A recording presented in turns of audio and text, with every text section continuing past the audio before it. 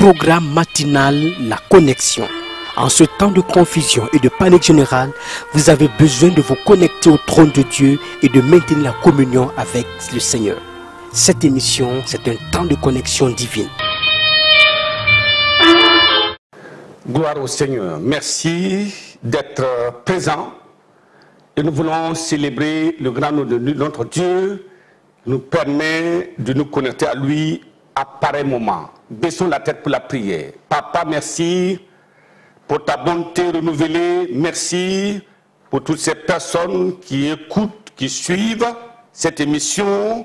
Je prie que ta bénédiction soit grande dans leur vie au nom de Jésus. Et comme nous considérons ta parole, que la puissance venant de ta parole rencontre chacun maintenant et chacune au nom de Jésus. Père, merci parce que c'est fait. Au nom puissant de Jésus, nous avons prié. Amen. Nous sommes très heureux de savoir que vous êtes là. Merci pour votre fidélité à ce temps de la connexion divine. Aujourd'hui, nous considérons notre leçon, notre étude numéro 24, intitulée « L'infaillibilité de Christ devant tous les problèmes des hommes ». L'infaillibilité de Christ devant tous les problèmes des hommes. Ce n'est pas un problème, quelques problèmes, mais tous les problèmes de l'homme. Donc, nous considérons la lettre I, tirée du nom du Sauveur Christ, et cela reconforte le cœur des croyants, mais aussi donne de l'espérance à ceux qui sont dans la souffrance. C'est cela. C'est important. Les croyants ont de l'espérance, sont réconfortés. Les incroyants se disent, mais si tel est ce nom, je vais venir à lui.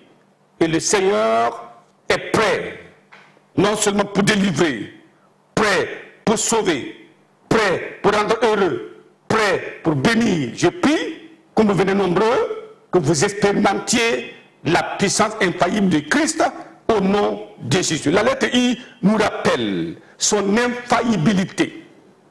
La lettre I nous rappelle son immutabilité ou son immuabilité. Cette lettre nous appelle de son invincibilité. La lettre I nous rappelle son immortalité. Il est immortel. Il était, il est et il sera. C'est lui. Je suis celui qui suis. Pas de commencement, pas de fin. Il est éternel. Gloire à notre Dieu qui règne au siècle des siècles. Amen. Il est simplement incomparable. C'est cela. Toute impotence des hommes fléchissent les genoux devant le nom du Dieu qui ne connaît point d'impossibilité. Vous savez, un jour, un homme était venu à Jésus avec son enfant possédé. Il a dit quelque chose qui a marqué. Qu'est-ce qu'il a dit? Marc, chapitre 9, le verset 17. Marc, chapitre 9, verset 17. Il dit, et un homme de la foule lui répondit, Maître, j'ai amené auprès de toi mon fils qui est possédé d'un esprit muet. Imaginez le cas de cet homme, un esprit muet. Alors, qu'est-ce qu'il a fait? Verset 22, il explique. Il dit souvent, l'esprit l'a jeté dans le feu et dans l'eau pour le faire périr. Mais si tu peux quelque chose, viens à notre secours et aie compassion de nous. Quel cri de cœur d'un homme désespéré. Pensez-vous, quelle serait la réponse du Seigneur face à quelqu'un qui a un problème sans solution? Certainement, il est à la gauche, à droite. Les médecins ne peuvent pas chasser un démon. Même les sorciers, ils vont ajouter des démons et non chasser un démon. Je prie que la puissance de Dieu nous ranime le cœur pour comprendre le cri de cet homme. Qu'est-ce que Jésus va dire? Au verset 23, Jésus lui dit, si tu peux, une question, une phrase interrogative, si tu peux, tout est possible à celui qui croit. Si tu peux, comment peux-tu demander à la deuxième personne de la divinité, celui qui a créé les démons, s'il peut chasser un démon, pourquoi Pourquoi poses-tu cette question? Tu es venu à qui? Quand l'eau coule jusqu'au bas de la montagne, la course est terminée là-bas. Tu as amené ton problème au fils de Dieu. Comment le démon peut-il rester là-bas? Le problème, c'est à ton niveau. Oui, il dit que c'est toi, à toi de croire. Alléluia. Oui, si tu crois, rien ne sera impossible.